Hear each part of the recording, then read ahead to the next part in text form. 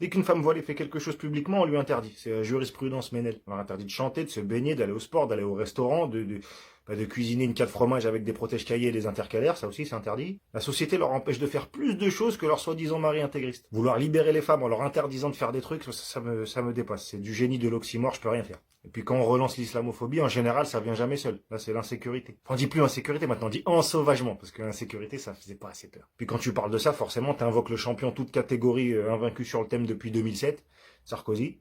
Beaucoup trop technique le Nico. Même quand il bégaye 30 secondes, il a un ratio connerie temps de parole 1000 fois supérieur à une chronique de Zemmour. Voilà, cette fois-ci, il fait partie de l'équipe de ceux qui arrivent plus à respirer depuis qu'on leur a réexpliqué que qualifier un noir de nègre, c'était insultant. Mais comment on va faire pour vous rabaisser si on n'a plus ce mot? On a besoin de nous sentir supérieurs à vous. Vous pouvez pas comprendre ça, les nègres, les noirs, les vigiles et les femmes de ménage, là. Alors qu'en vrai, tout le monde sait que tu peux pas utiliser ce mot devant une personne noire. Les seuls qui le font, c'est quand ils sont protégés, plusieurs ou armés. Ou qui sont de la police. Ce qui revient au même. Mais ce qui est choquant dans l'histoire, c'est pas la sortie raciste de Sarkozy, ça.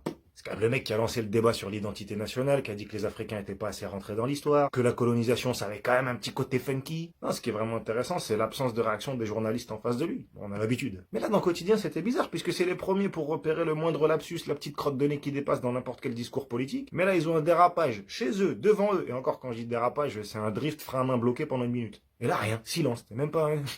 Après de là à dire que l'émission est sur une chaîne du groupe TF1 qui est dirigée par Martin Bouygues, qui est un des meilleurs amis de Sarkozy, et que du coup ils ont peut-être reçu des consignes pour fermer leur gueule, non, j'irai pas sur ce terrain-là parce qu'un jour je devrais peut-être refaire Vendredi tout est permis. Donc pensez à mon frigo. Hein. Prenez soin de vous là et là.